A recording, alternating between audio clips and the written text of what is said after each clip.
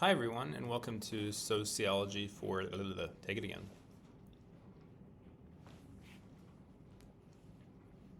Hi everyone, and welcome to the 22nd lecture in this series on statistics for the social sciences.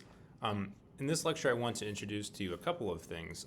One is a general idea, which is that a lot of techniques in statistics, not all of the remaining ones by any means, but many of them, in inferential statistics anyways, are going to basically follow the pattern that we've just seen with t-statistics. That is to say, we've learned that our sampling distribution was actually a little bit different than we might have thought at first.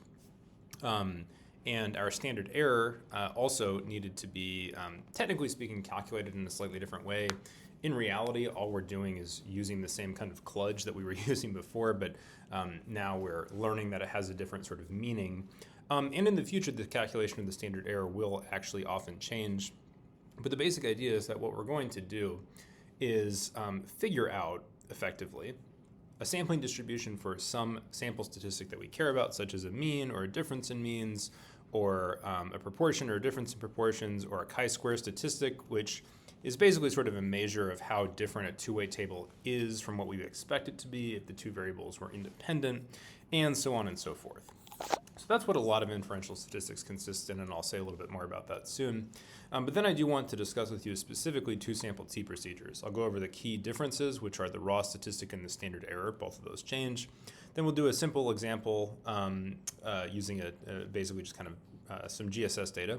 Then we'll go over a confidence interval, which is also going to be very, very similar. All we really have to do here is keep track of how the raw statistic and the standard error change, but otherwise the conceptual procedure is fundamentally the same thing. Then finally, we'll go over kind of an example where we've got a null hypothesis that's sort of non-trivial.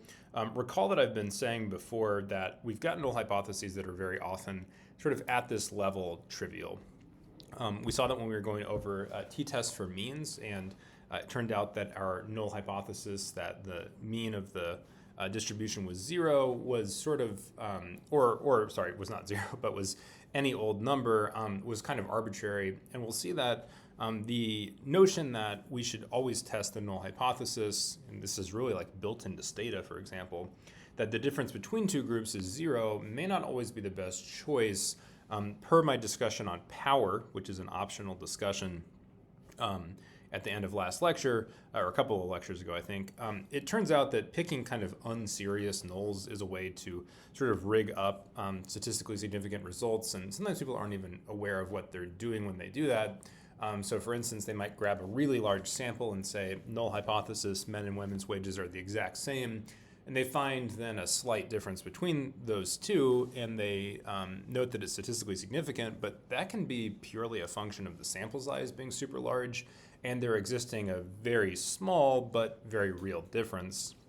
And we want to avoid this type of procedure unless it is the case that we think that that very small, very real difference is politically salient or socially salient, and it may well be, but I want to just kind of use this as an occasion to, again, encourage you not to mistake statistical and practical significance. So one way to avoid doing that is to set nulls that actually matter. So for instance, you might say, well, honestly, all things considered, especially if we're not controlling for any other variables, maybe a difference, say of 25 cents an hour is significant, but I'm going to say that practically speaking, again, if I'm not controlling for any other relevant differences, maybe I don't care so much about a wage gap that's less than a certain amount. I'm not saying that we shouldn't be concerned about these things. I'm just saying I think everyone would agree that after a certain point, even if we're convinced the difference is very real, it may be the case that there is not much that can be done about a, say, 1 cent an hour difference that might be, for instance, not, causing other problems of its own. This is a way of thinking about these things in policy and sociological terms. But that might be very different than, say, observing, these two groups appear to have a $5 an hour difference, and we're pretty sure that that's real. That's a really different conclusion than we're pretty sure that it's real, but it's about, 10, 25 cents an hour, something like that. We'll see today that it's impossible to, summarize things so simply. You want to stratify, or in other words, control for all kinds of things like geography, training, etc. And we really don't have space to do that entirely in this course. I'll show a way to stratify a little bit in this lecture. The point is just that you want to be apprised of this sort of thing when you're deciding how to pick a null, basically, how to pick a reasonable null. And then finally, we'll talk about a connection to regression. So let's summarize a little bit of inference in practice. And give me 1 second. I'm just going to make sure I've got Bluetooth turned off here so I don't accidentally connect to my headphones. I'm noticing are out. Need to fix that sort of thing. So let's summarize a little bit of what we've been doing so far. So the idea is that the procedures for hypothesis tests and confidence intervals for different types of statistics are all very similar. And indeed, hypothesis tests and confidence intervals are themselves very similar. So far, we've seen one sample Z and T procedures for a mean. Today, we'll review 2 sample tests for a difference in means. And next week, we'll find out how to do the same thing for proportions. Then we'll see that regression works in basically the same way. Chi-square statistics are a tiny bit of an exception, but the point is that in every case, as I mentioned before, a sample statistic is it should be drawn, not drawing, from a sampling distribution which has a known function or probability density function to be exact. We standardize those statistics to draw some tentative conclusions about those population parameters. So that's fundamentally the same procedure that we're going to use in basically every circumstance. Z procedures for means are the theoretical bedrock, so you can kind of use them as sort of your ideal typical case. They make use of the fact that the sampling distribution of means is approximately normal. That's the central limit theorem. And from that, we make inference about the population mean. But Z procedures assume that we know sigma. So one complication was that we don't. So we estimate it with S, and that gives us a slightly different sampling distribution. And again, we'll kind of see this happening where we've got slightly different sampling distributions that are all pretty close. A lot of them are either normal or they're non-normal, but they're transformations of normals, such as the chi-square. And in that case, we can then usually draw, we know a lot about them, basically, even if they're not normal. And then T procedures are kind of like our next bedrock. They're the practical version of Z procedures for the mean. And we'll see today that actually the difference in means, for example, is not exactly T-distributed, but it's really close. So we're just going to fudge and say it's T-distributed. So T procedures are kind of another theoretical bedrock, and we'll use T procedures in a lot of contexts. For instance, we'll see that we can conduct T-tests on regression slopes, remarkably. So we'll come back to that later in the course. Finally, today what we're going to do is deal with the fact that 2 group T procedures add a couple of complexities. Again, the 2 complexities I mentioned before that we'll want to keep track of in this class. Does the sampling distribution change a little bit? And how does the standard error change? And also kind of relatedly to the sampling distribution, are the degrees of freedom calculated differently? But otherwise, we're doing basically the same sorts of procedures over and over. You can see the last 2 slides in chart form here, which I think is kind of helpful. I really like this little summary table from our book. So you can see that you've got basically 2 ways of approaching any problem. Remember that confidence intervals and significance tests are oftentimes substitutes, although not always, pardon me. But we'll see, for instance, we've already covered the procedures, test procedures for means, confidence intervals for means. We'll learn soon enough the test procedures for proportions and confidence intervals for single proportions. Today we're going to learn the difference of means, and we'll learn both the confidence interval version and the test version as well. And you can see that these formulae might look a little bit nasty. Our book doesn't do a great job of explaining where these come from. I prefer to show those proofs. That's just how I honestly can't remember them. I don't memorize things very well, so I have to remember the proofs. But I hope you'll see that the proofs are not actually hard to remember because they're quite intuitive. So let's dive right in. So how does a 2-group t-test differ from a single sample t-test? Well, first of all, this is the quantity here. So you may want to pause the video and just kind of observe it, think about what you're noticing that's different. But now I'll go ahead and point it out. It's got a different numerator and it's got a different denominator. So it might seem like, wow, that's all there is to a fraction. So this is pretty different. But it's actually conceptually parallel to the 1 sample t-test. Sorry about the repetition there. So the numerator is a difference between differences. And the way you can think about this is we basically just have a new sampling distribution that is the difference between 2 means, which each come from a normal sampling distribution. So we've got a sampling distribution of the difference between these 2 things. And it may not surprise you to learn that, you can think about really any number, like the difference between 2 means, as either being the result of doing a procedure where you subtract one thing from another, or it could just be a single random variable. there's numbers on the GSS, for instance, that we treat as single random variables, which are actually transformations, right? So you could think about, for instance, like what if the GSS just asked people, what's the difference between your mother's education and your father's education? An example we'll use throughout this lecture. And that would appear just as a single random variable, which is quantitative and has a normal-ish sampling distribution, technically a t-distribution.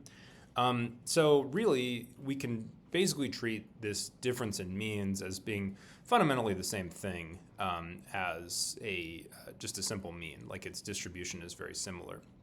So what do we have going on in the numerator then? Well, here we've got the sample parameter, or the sample statistic, I should say. It's not really a sample parameter. We've got a sample statistic here, y bar minus z bar. That's just the mean in the sample of one group minus the mean in the sample of another group. And you may want to think about some concrete examples here. Again, I would encourage you to think maybe about something that matters to you sociologically. An example that I'll show later in this lecture is since in a lot of cases, although not in all cases, we can kind of conceptually think about a difference in gender relations as being a man-woman difference. Not always, but sometimes and often. I'm going to use that pretty consistently since it gets a little bit messier with race, since we then need to deal with the fact that we would almost certainly never want to just focus on, say, black-white differences. Although you could. It depends on the context, right? It depends on the country you're in. In the US, that's probably not always a great idea. So here, you can think about this as maybe being like mother's education, father's education. And then we subtract from that the parameter, right? Now, the parameter here is the difference between means. You'll often see this statistic written without this here. Why is that? It's because we use as the default null the idea that there is zero difference between the two groups. So this often drops out because it's zero, and you'll often see it written as just this term over this term. I think that's an extremely bad practice, actually, for two reasons. One, as I mentioned before and also mentioned throughout this lecture, we should get away from using this zero null by default. That's not a good thing. It's part of the general kind of what I might call like generalized p-hacking. So not p-hacking in a very exact sort of naughty researcher sense, but in a sense that it's a pervasive practice that cheapens what we're doing, unless it's really well grounded theoretically. So for instance, like if you know that there's a gender wage gap, right, then it doesn't really make sense to test the claim that there is no gender wage gap if a ton of prior research shows it. What you may want to do is check and see, is this consistent with previous gender wage gaps, or does it appear to have attenuated or actually augmented depending on the context, right?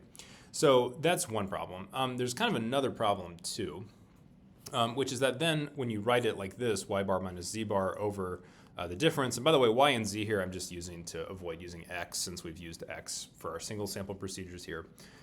So I'm just using y and z to denote two that are connected, and neither of which is like at all directly connected to our prior example. So anyways, the problem here is that some people might think that z bar is the population mean. Now it's not our null hypothesis mean. Obviously it's got a bar over it, so it's a sample quantity, but I've just found that when you've got this kind of standard form here, y bar minus something, right? People are often like in the mindset of, oh, well, we always have sample statistic less the population parameter, and it's easy to get confused. So this is the sample statistic. This is the population parameter. This is often zero, but not always, and you should avoid doing zero by default. Okay, so that's that. In the denominator, this is actually just the standard error of the difference between two means. Maybe a little bit confusing because we actually add the standard deviations here, or we basically add the sampling variances of each mean, but I'll come back to that in a little bit. Okay, so sorry, I forgot my own slides. We're actually going to get right to it. So what's going on with that denominator? So there's a cool proof that I showed in the appendix that the variance of a difference in two random variables can be shown to be the following.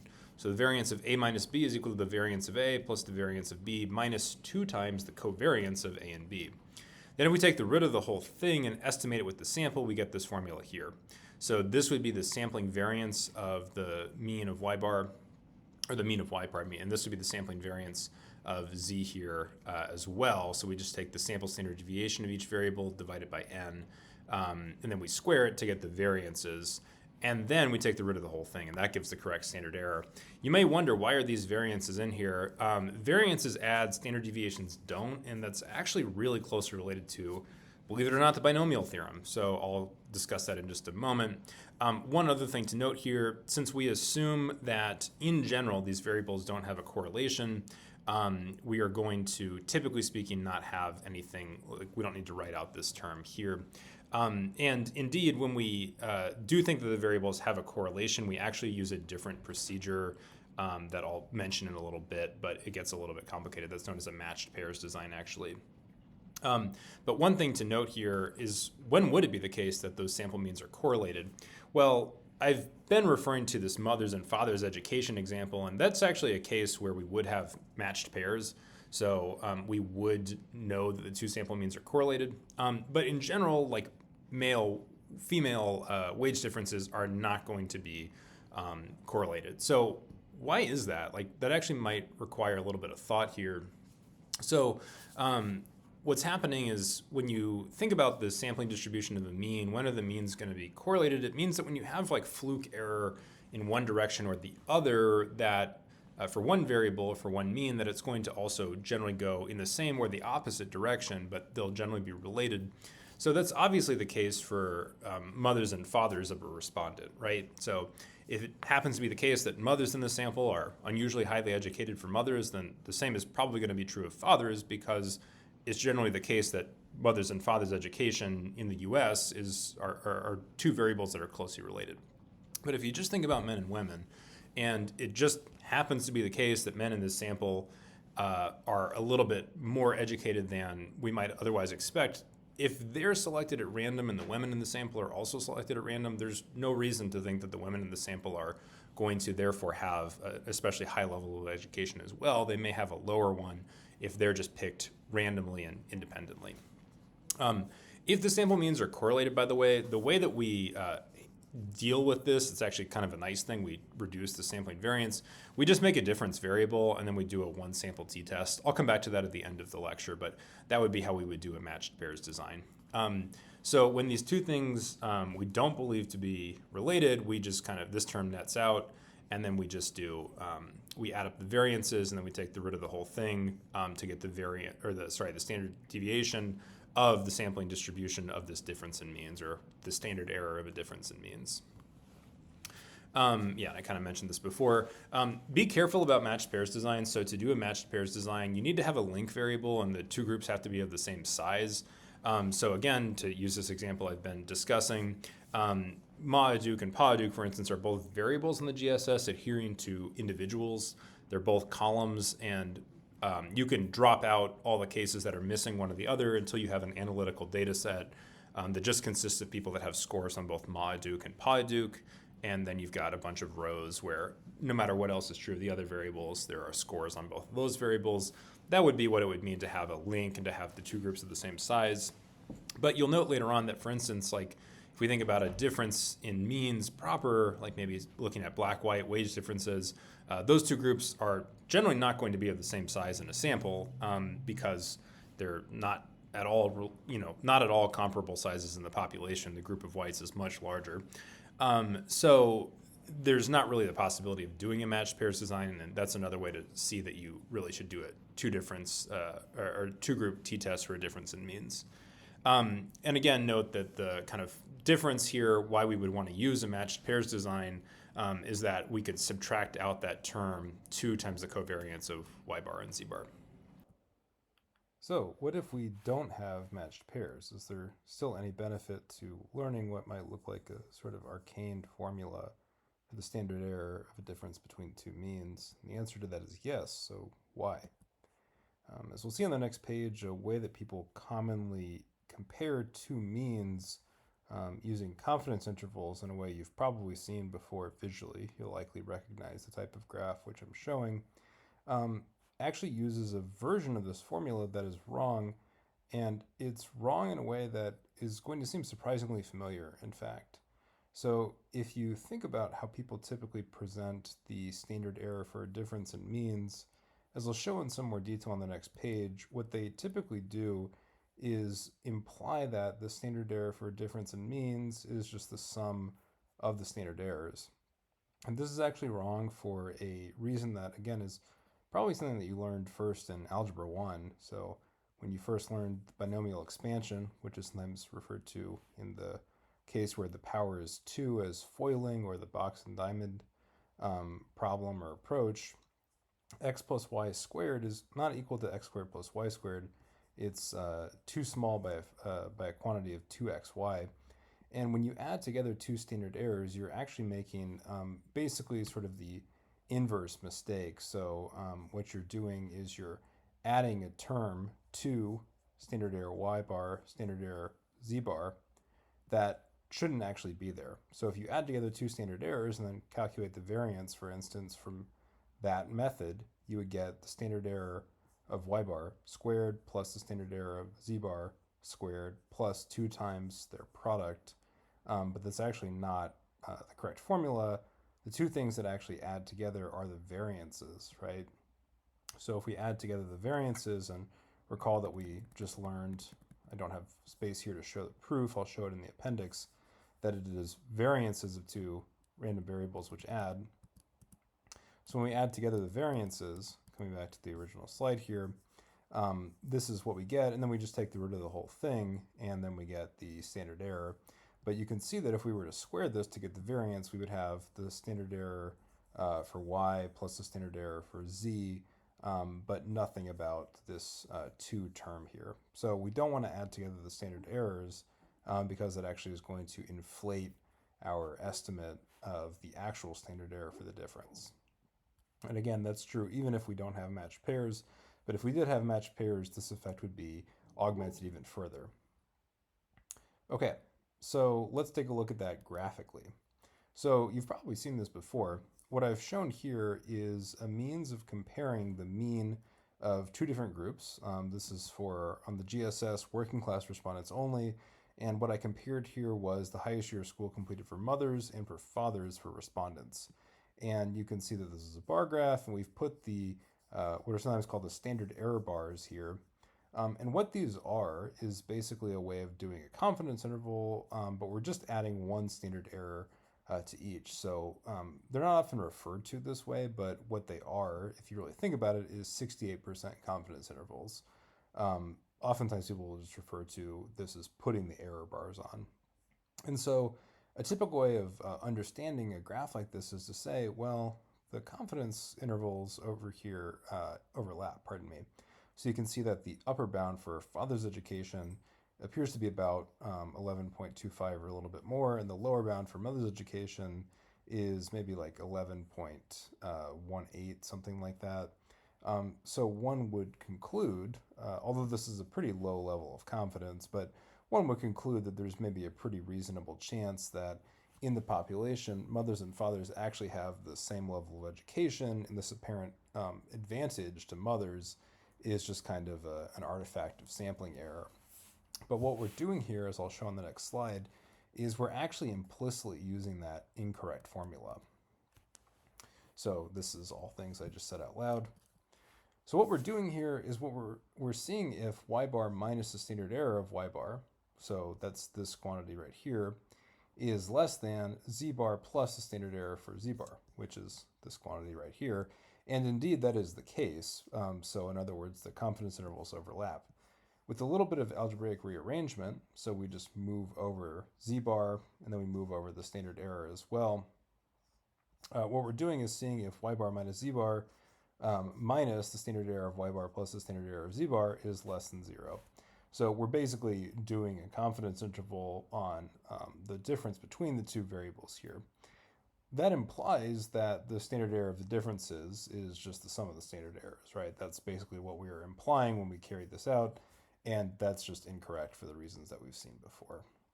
So this is actually a little bit misleading to do. So the fact that the variables are correlated in this case, the fact that we really do have matched pairs, really only deepens this effect. So to translate this into hypothesis tests, the t-statistic for this naive comparison, where we just add together the standard errors, and that's never correct, is only 0.71. And the t-statistic for the regular two-group t-test, which is sometimes correct but sometimes inefficient, here is 1.0. And the way we got that was we just add together the variances, or the sample estimate of the variances of the means. Then we take the root to get the standard error of the difference in means. So that improves our precision. We get a higher t statistic here. But note that if we actually just take the difference between the two variables and then do a one sample t-test, which is what you do when you do a matched pairs design, actually gives us a test statistic of 1.82. So this is pretty radically different, right? This test statistic here, 0.71, is hardly significant at any common alphas, whereas 1.82 is, although not significant at our most common alpha of 1.96, and we don't really have to worry about degrees of freedom here because we've got an n that's very large. While it's not quite to that level, it's going to give us a p-value that is much smaller.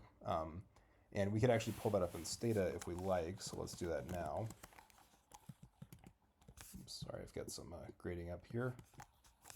So we can do this in Stata. I'll show you the function here. It's actually a little bit different. It's called the t-tail function, and you can see that it just gives us here basically the rightward tail. So it's the probability that big T is actually greater than T. So we'll use this here. We can copy the syntax, and we'll say our degrees of freedom here is 634. And in this case, we've got a t statistic of 0.71. And you can see we should double this to get a two-tailed test. We're going to get a p-value for a two-tailed test of about 48. Then if we put in our regular statistic for a kind of unmatched two-group t-test, we get a two-sided p-value of basically 0.32. And then finally, if we do it for the correct test statistic, we get a two-sided p-value of just about 7%. So we've gone from results that are basically never going to be considered statistically significant because no one ever has a cutoff p-value or this probability means something is up of, basically almost 50%. That would obviously not be a fluke event. Whereas here we've got a 7% probability of observing results such as these under the null. And that basically is, vastly closer to, for most people, an intuitive situation where maybe this is just a free coincidence. So that's the kind of worthwhileness. That's not a word. That's why we might want to actually know these correct formulae, is it can radically change our results. And by the way, this is a common occurrence. I didn't have to play around with this long to find a situation where it would make a huge difference. So if we go ahead and then translate this back into our graph, we can see that if we actually calculate the standard error correctly here and then basically put in our same 68 CI, or our error bars, we can see that under that way of calculating things, there is not included in the 68 confidence interval anything that's really that close to zero. So our conclusion changes pretty significantly as well in that light. And again, the confidence interval and the hypothesis test approach are quite similar. So that's the basic approach here. Now I wanted to mention a few small complications of a two-sample test before I go on to discuss an example.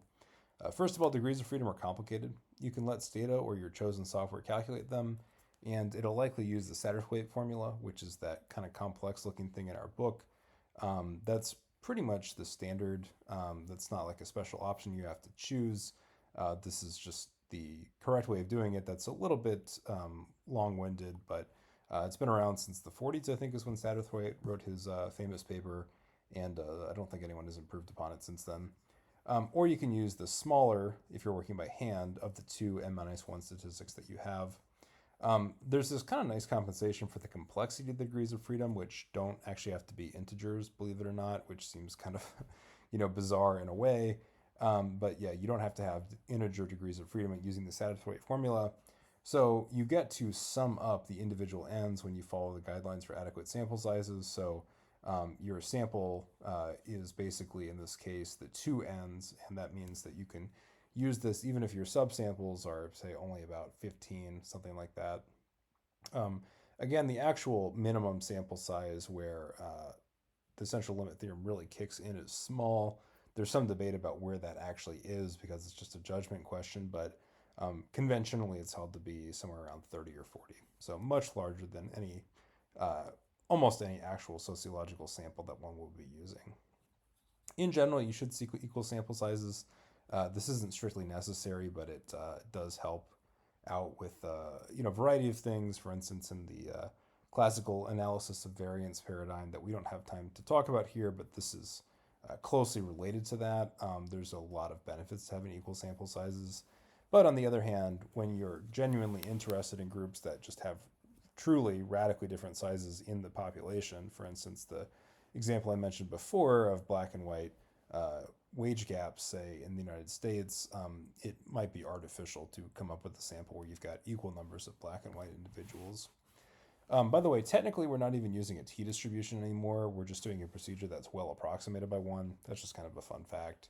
And I did allude to it at the start of the lecture. The idea is that we're going to be using a lot of sampling distributions that are kind of all slightly different, but they all more or less look normal, or if they look non-normal, they are a non-normal distribution that comes from, transforming some normals.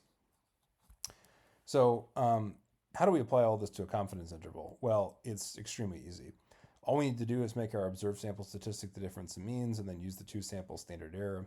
Again, degrees of freedom are complicated. I'm just repeating the same advice here that I said before, so I won't bother saying it out loud. So here's the formula. Our confidence interval is y bar minus z bar plus or minus the critical value t sub c here times the standard error for a difference in means. So let's look at an example. Let's test whether male and female wages for married people differ significantly for wage workers in Wisconsin in 2019.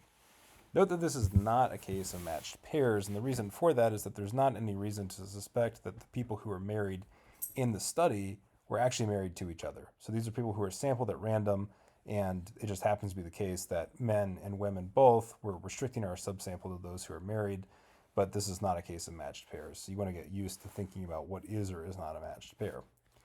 So a one-tailed test makes sociological sense here because a lot of prior research suggests that male wages are higher than female wages, but the two-tailed test is more interesting mathematically. So we'll do that. Let alpha be equal to 0.01 just for a bit of variety. So how do we construct our null? We say that the mean mu of married male wages in the population minus the mean mu of married female wages in the population is equal to 0. Our alternative is simply that that difference is not equal to 0. So we can pull up summary statistics in this way to work by hand. So by the way, a little bit of stata background, writing by sort and then some qualitative variable, such as in this case female. So using the CPS, there's a dummy variable called female, indicating someone's biological sex. If we write that prefix and then a colon and then some command, in this case the command is sum, just by coincidence linguistically, it'll iterate that command over all the values of this qualitative variable here. So what that does is it produces summary statistics of wage 1 if the person is married and if the state is 35, which is the CPS code for Wisconsin. It'll do that for both men and women here. And you can see that there appears to be a significant difference in means, but we have to take account of the fact that the standard deviation in the sample is quite large. It's 10.21 for men and 10.55 for women. So maybe this is just noise in the data. We'll have to find out. Our t-statistic, we've already learned what this is, but we're going to, again, show it here. We've got y bar minus z bar minus the difference in means hypothesized, which here is equal to 0. And then we basically take the variance or the estimate of the sampling variance for each variable. By the way, sampling variance, again, I know that can be a confusing term because it's not a special term like standard error. I'm not aware of whether there's a term for the sampling variance of a mean, but yeah, that is what each of these quantities is it's an estimate of the sampling variance of each mean, and then we add them, and then we take the root. So again, standard errors don't directly add. That's a classic mistake. So our observed difference is roughly 2.9884.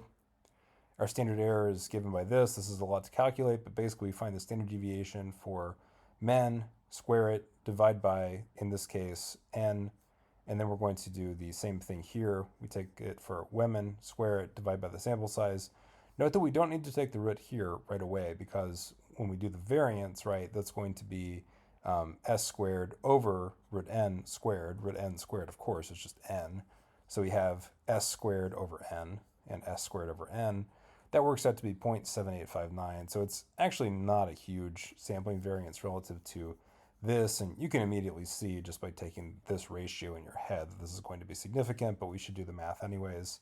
Our t-statistic is 3.8025. So by hand, we're going to use the degrees of freedom 335, rounded down to 100. So we're just beyond, in this table, the largest critical value in the row for DF, or new, 100. So we're just past here. And what that means then is that we have evidence of a statistically significant difference in wages using an alpha of 0.01, because here, our two-sided p-value cutoff that we've just exceeded is 0.001. So we're actually by basically a factor of 10 in the significant region here from the perspective of a cutoff p-value. And how will we do this in Stata? Stata output for a two-sample t-test for difference in means is pretty much the same as the output from lecture 19. You can revisit that if you need. The main difference is that now we have these combined and difference rows here. We're going to be more concerned with the difference rows. So this row here is really only more useful if we're willing to pool the data. But here we're testing precisely to see if the groups are different. So this prints the difference in means for us. This prints the standard error. By the way, if you look carefully at this, it's 0.78592. So our estimate was 0.7859. So we got the same thing as Stata. And then also you can note and see here we got the t-statistic as well. This is the same t-statistic we got to within a bit of rounding error. And you can see that our p-value, our two-sided p-value, is also right here going to be consistent with what we got from the table. I wanted to add one key thing here. So coding-wise, you have to add this unequal option here, or else Stata will use the pooled procedure, which we should avoid. I've gone off into the weeds in a way that I think is kind of productive in this lecture a few times, but I'm not actually going to discuss the pooled procedure too much, except to say that you should avoid using it. A lot of times it's not actually a terrible assumption to do, but it's just safer to use the unequal variances assumption. So that's what we get for our two-tailed test. Here's our results visualized. Since table C just shows critical values, here I'm going to follow that practice, and I'm not going to show alpha. Our p-value is too small to show up anyway, so it doesn't make a difference. But yeah, just kind of note that we're now sort of in the business of, generally speaking, checking and seeing whether our test statistic exceeds some critical value. We could translate that into p-values if we want, but we don't have to.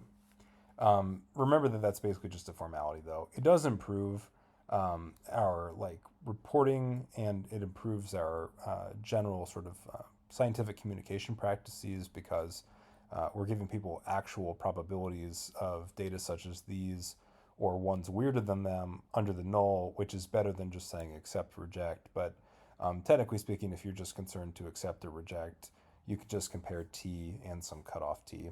Now let's turn to the topic of confidence intervals. Notably, this is just directly given in the Stata output from our hypothesis test, and even if you don't want to test the equality of means, this is probably the fastest way. We can reproduce their results by hand for completeness. So can you get results like this, the one shown here, for a 95% confidence interval? Use degrees of freedom equal to 100 to be maximally prudent. And by the way, if you did want to include like a 99% confidence interval, you would just add level, open parenthesis, 99, close. I can show that briefly here. Let's go to Stata, and we'll do that with the auto data set. So we can say t-test, let's say MPG by foreign unequal level 99, something like that, and you can see that this produces a 99% confidence interval.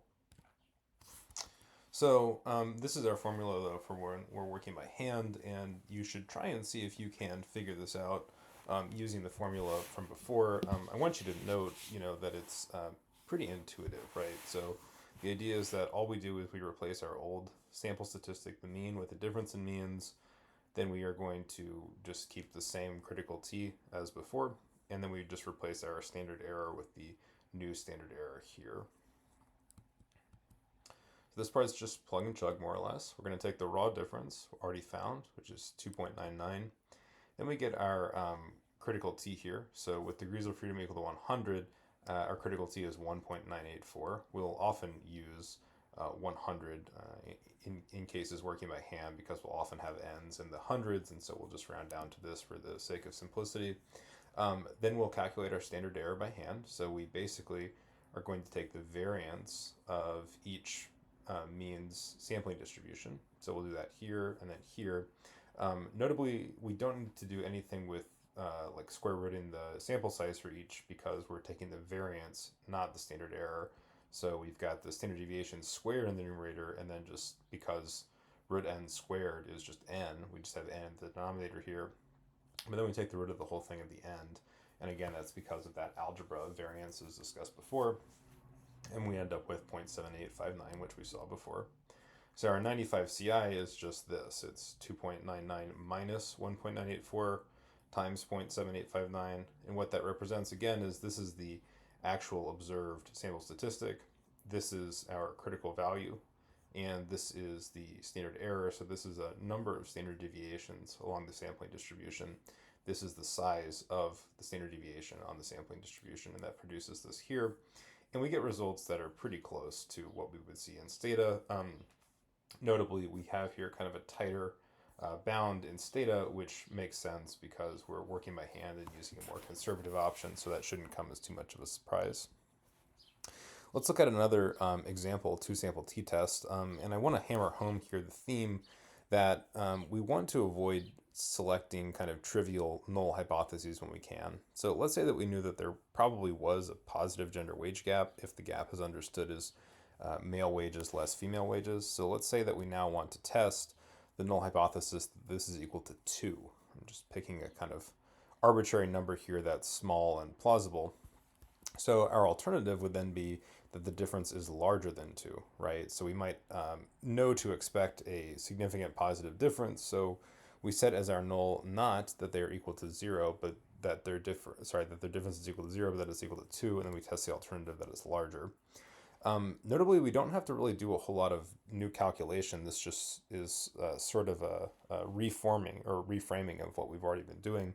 So the standard error is the same, the observed difference is the same, but now the null is non-zero, so it's going to reappear in the numerator. Remember that when you see the two-sample t-test for a difference in means written as y bar minus z bar over the standard error, that's sort of misleading because that's forcing you to have a null of 0, and you don't have to have a null of 0. So now it's going to reappear.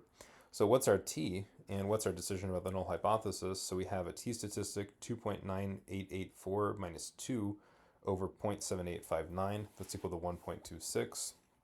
So what's our decision? Well, if we come here and look at table C, we're going to fail to reject the null because our critical value for a one-sided test with p of 0.01, we come down here, we go up to the row 100, it's 2.364, and that's larger than our t statistic, which is 1.26, meaning that our one-sided p-value with degrees of freedom equal to 100 is above our arbitrary cutoff here of alpha equal to 0.01. In fact, we can get an approximation of our p-value. If we come over here, it's between these two right here. So we have a one-sided p-value between 0.1 and 0.15, and we'll find out how to get that exactly in Stata in just a moment. So in this case, we actually are going to fail to reject the null that the married gender wage gap for Wisconsinites is $2 an hour. We don't have evidence against that claim in any direction. So one annoying limitation of Stata is that it kind of participates in this regime, if you like, of null hypothesis significance testing, again, sometimes jokingly referred to as nil hypothesis significance testing, meaning that people test null hypotheses that have nil significance, basically, or no significance. What that means is it's a kind of play on words. The idea is that it's not always interesting to test the claim that two groups are exactly equal. We may have strong evidence that they're not, and the point is to actually look at an exact quantification of the difference. So Stata kind of makes it hard to use a non-zero null. There may be other workarounds. This is kind of an older way of doing it that I learned when I was learning Stata, and as far as I can tell, this is still the best way to do it. So the workaround is to make a new variable. Here I'm going to add 2 to the mean of married female wages, and then that'll make it so that just doing a simple t-test does in fact test the null hypothesis that the difference is equal to 2. If you want to see why, it's just a little bit of algebra. Write out Stata's default null hypothesis of 0. So now this is our new variable here that theta is going to test. And then if we basically distribute the negative sign here, then move over the 2, the null hypothesis would be that the difference is equal to 2, which is just what we want. And again, we fail to reject the null here. This MWWI diff variable is a variable that has, for men, the same wage that they had before, and for women, everyone gets a $2 increase in their hourly wages here. And you can see here that we get a t-statistic 1.26, basically, that's very similar to what we found working by hand here. In fact, it's the same thing. So coming back, we can actually see also the quantified p-value here. We get a p-value that's 0.1045. So in this case, when we were working by hand, we could only say that it was between 0.1 and 0.15. Here, we're able to say that it is closer to 0.1, but we're pretty far away from alpha equal to 0.01 in either case. I wanted to move on and just issue kind of a cool reminder here, which is that two-sample t-tests turn out to be equivalent basically to doing regression on a dummy variable that encodes the basically information about grouping when we do the two-sample t-tests, like whatever group we used. So they're almost the same. I'll mention the difference in just a moment. We actually already saw this when we learned dummy variables. The coefficient is going to be the additive inverse in this case of the difference from when we did a t-test. In other words, it's the negative version of the thing. There's not really a useful way to say that more colloquially. Negative version is okay. Opposite kind of works, but that can cause confusion. The formal mathematical term is the additive inverse, but you just put a negative sign in front of whatever you have, whether it's positive or negative. Other times, though, it just depends on how your variables are coded and how you're running stata. These will be the same, but sometimes they'll just be the opposite. It's going to always be intuitive. The standard error here is going to be slightly different because we're correctly using the unequal option here when we do the t-test. So we get this standard error. But the regression analysis basically does the pooling procedure that we do not. So you'll notice the standard error here is slightly different. And that's because regression by default basically assumes kind of constant conditional variance. And that's an assumption known as homoscedasticity, which you'll spend a lot of time working on if you move on to higher levels, because it turns out to not be such a great assumption for reasons that are akin to the ones that lead us to use this unequal variance t-test. But that's just a friendly reminder. So you can note here, maybe more important details that I'm getting fixated on. The difference here is the same as this coefficient here. And then notably, if you look at the constant here, this would be the wages for men. That's just also the wages for men right here as well. And then if you were to add this coefficient here, you'd get, of course, the wages for women right here. So I wanted to also, as a final note, return to the matched pairs design and assess its strengths. So suppose that we're interested in the difference, as mentioned before, in married couples' level of education, and we haven't been, up to this point, actually doing any paired t-tests. I've just kind of alluded to the possibility of them. The GSS does allow us to loosely estimate an answer to the question of whether or not there is a difference in education between married couples, because it gathers information on both parents' education levels for respondents. So we do have matched pairs here. You can see that we could run a regular t-test here, and that would just be done. In this case, it's hard to do that with statas, like, well, not even with stata really, but just with the way that our data are structured. But you can always run like an immediate t-test in stata, as it's known. And all you need to put in here is the information for group 1. Here you put the sample size, the mean, and the standard deviation. Then for group 2, the sample size, the mean, the standard deviation. And notably, you can just copy that right out of a summary table. So if you have two variables that you care about and you want to do this immediate t-test for whatever reason, you can write sum, variable 1, variable 2, copy this, paste, copy this, paste, and then just add t-test I for immediate in front. And so by the way, I'm restricting us here to the situation where we've got working class respondents only, because that was the example we started with. So notably here, when we do this t-test, you can see that we get this standard error here of 0.20, etc. So basically 0.2, and that gives us a test statistic of 1.109, or basically 1.11. and we get an associated two-sided p-value of about 0.2674. So what would happen if we actually did the correct, basically paired t-test? So we just make a difference variable, and then we go ahead and do our t-test. As a final note, let's return to the matched pairs design and assess its strengths. So suppose that we are interested in the difference, as mentioned before, in married couples' levels of education.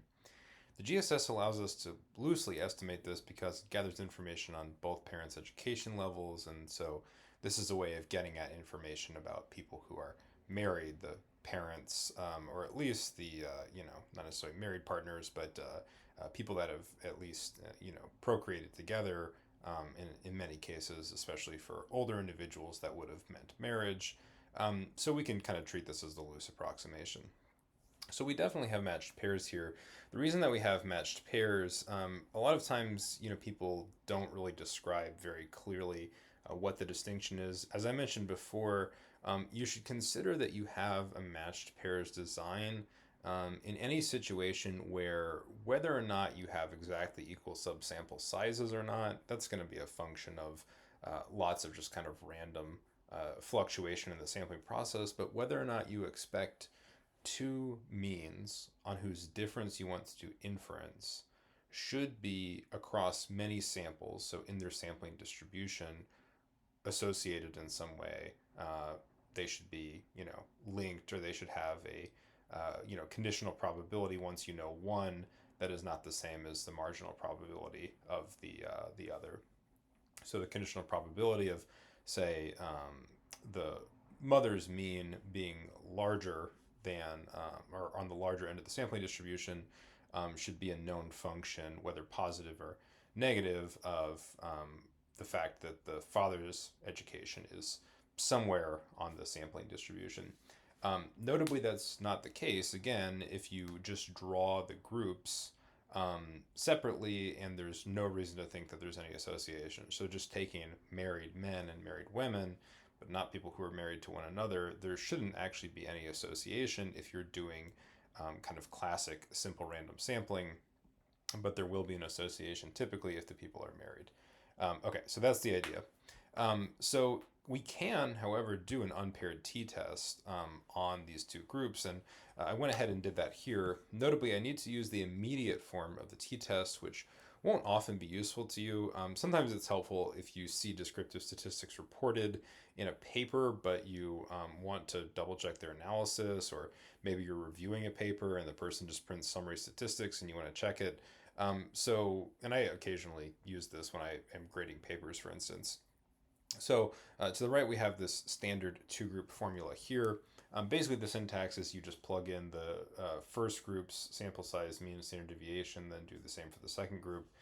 So it's also easy if you want to, for whatever reason, just happen to check this in Stata. You can just pull up from a table of summary statistics and copy. So I want you to note here the t-statistic, which in this case is 1.11 effectively, and the associated two-sided p-value, which is 0.27 or thereabout. These are insignificant by most conventional levels, and what I've done here, the reason, by the way, I use this immediate form, is that Stata actually makes it quite difficult if you do have data which are naturally set up as matched pairs. So basically, you've got some observation, say a respondent or a family, or some situation where information on one group and the other group is recorded in separate variables. Stata actually makes it almost inevitable to use the paired t-test statistic, which is correct. That's a good thing about it.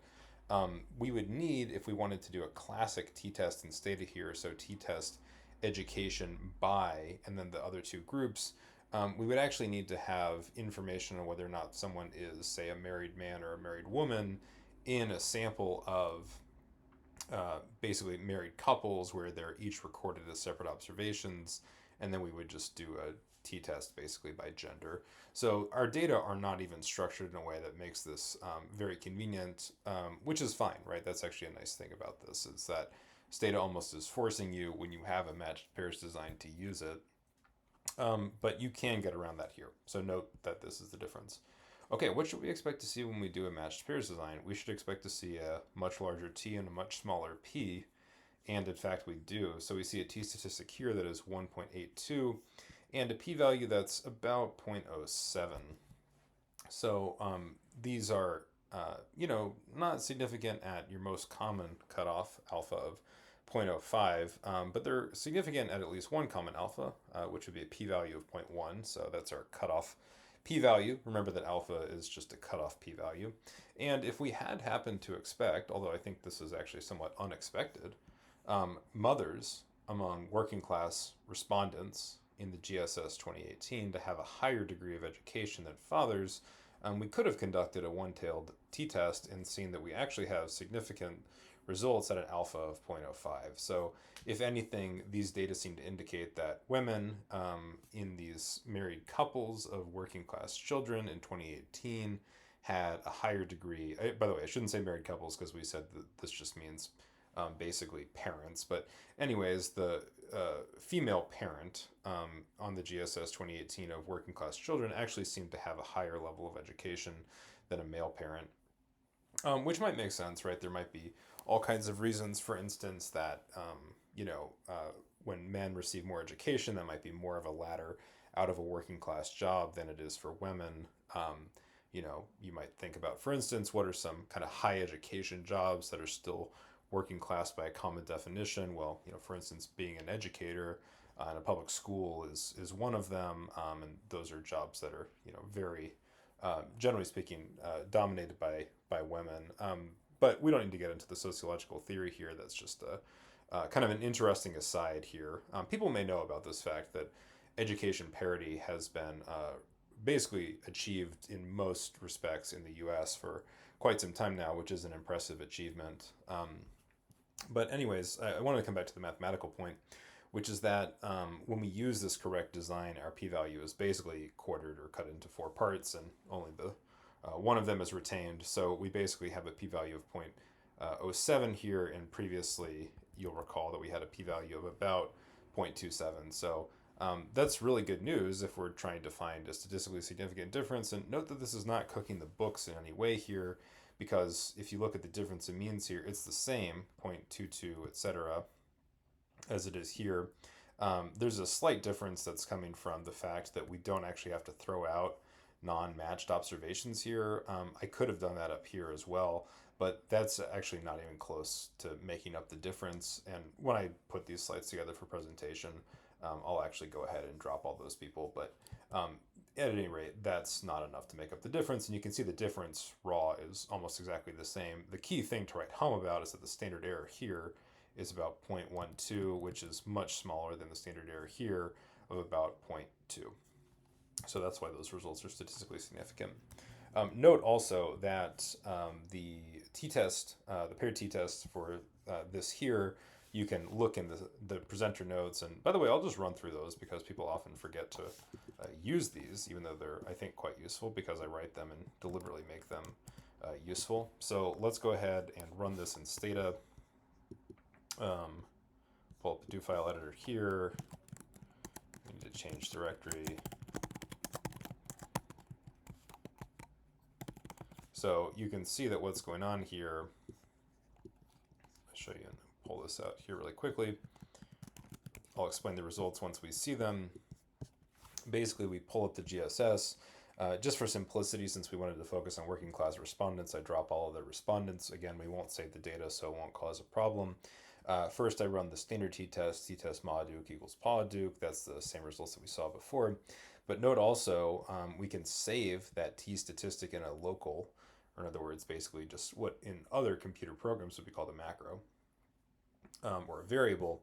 And that just stores this value here, which is RT is the code for this here in the local tstat1. And then I make a new variable called or called par ed diff, which is just mother's education minus father's education. Then I just do a simple one sample t-test. That is equal to 0. And we can inspect the results by hand, but I'll show you kind of a little trick in Stata.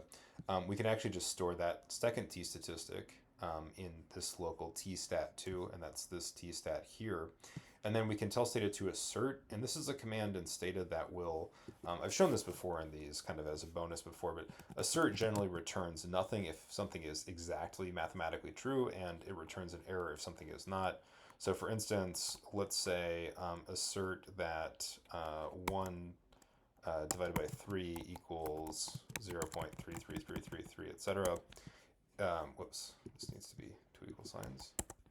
And you'll see that Stata is pretty picky, right? It says that 1/3 is not equal to this because this is not the exact expression for 1/3, but it will return nothing if we say that something is exactly true.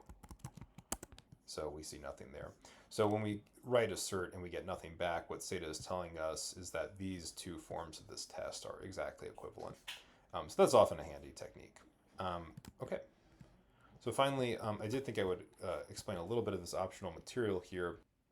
Okay, so I wanted to explain how we can come up with the variance of a difference between two random variables that may or may not be related at the population level.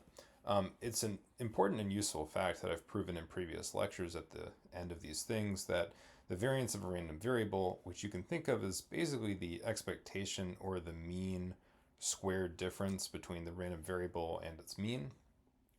So in other words, it's kind of like the mean deviation or the mean squared deviation of sorts. The standard deviation ends up being something like a mean deviation.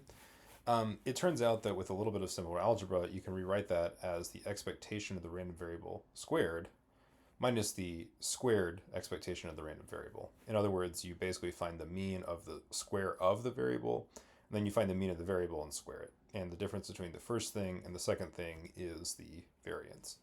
So here we find the expectation of y bar minus z bar squared, and then take away from that the expectation of y bar minus z bar squared at the end. So this here is pretty straightforward. We just FOIL it.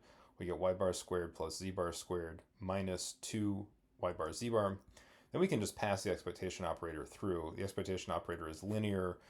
We're allowed to basically add and subtract means at the population level because there's not the concept of a sample size.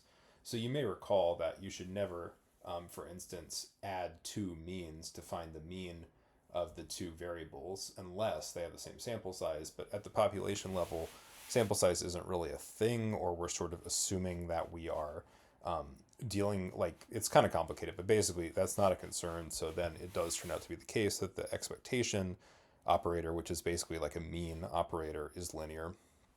So we pass through, we get expectation of y bar squared plus the expectation of z bar squared minus 2 times the expectation of y bar z bar. We're allowed to pull out that 2 that we got from foiling since it's a constant. Then basically we're going to take the square of everything before it here. So we're going to take the expectation of y bar minus the expectation of z bar, but then we're going to square that entire term. So we get the expectation of y bar squared, and then we add to it the expectation of z bar squared, and then we have 2 times the expectation of y bar times the expectation of z bar. And all of that, by the way, was in this kind of negative sign here. So at the end, we get minus this here because it's positive. Then we get minus the expectation of z bar squared because it was positive. But then this term originally, the basically expectation of y bar times the expectation of z bar, that was negative because we just had a 2 in front of that, again, according to the rules of foiling. So that actually combines with this negative here to give a positive. I know this part is like a little bit tedious to say out loud. It's tedious to write out, but you can prove it to yourself. It's just kind of high school algebra. It just gets a little bit annoying. So we basically end up with this once we do all the expansion, and this might seem like a lot, but it's going to be really easy to combine these terms. Basically, we combine this term and this term here to get the variance of y. We combine this term and this term here to get the variance of z, or z bar, I should say, and that's just following the same decomposition of the variance that I mentioned before. Then finally, we have left over these two terms here. So we've got 2 times the expectation of y bar times the expectation of z bar, and then we've got minus 2 times the expectation of y bar times z bar. So we can basically gather our terms here. We write the variance of y bar plus the variance of z bar minus those two things I just said aloud. And then notably, we can factor out a 2, and we have the minus 2 times the expectation of y bar times z bar plus the expectation of y bar times the expectation of z bar here. And this part is pretty interesting, actually, because notably, And I'm just realizing this should be a negative sign here, by the way. But notably, I'll go fix that later. This looks a lot like that decomposition of the variance, right? Because if we remember the decomposition of the variance, which told us that the expectation of a random variable's square minus the square of the expectation of a random variable, if we don't think about it as a square, we just think about it as the random variable times itself. So the expectation of y bar, or let's just pick a generic random variable. So the variance of x, for instance, is the expectation of x times x minus the expectation of x times the expectation of x. Well, that turns out to be also, if we just swap out in place of one of the x's another random variable, that's just equivalent to what is the covariance, right? So that's that deep relationship between the variance and the covariance. The covariance is just the variance with one of the terms, where you're basically writing out the power of 2 longhand. It's one of those terms just swapped out with another random variable. So actually, this is that same variance decomposition, except instead of this being x times x, it's some other random variable, the sample mean, times this other random variable here. So this is actually the covariance formula here. And we have that the variance of a difference between two random variables is the variance of one plus the variance of the other minus 2 times their covariance. So that's a really important fact later in your course in statistics, or we use the results earlier in this lecture as well. Thanks for watching.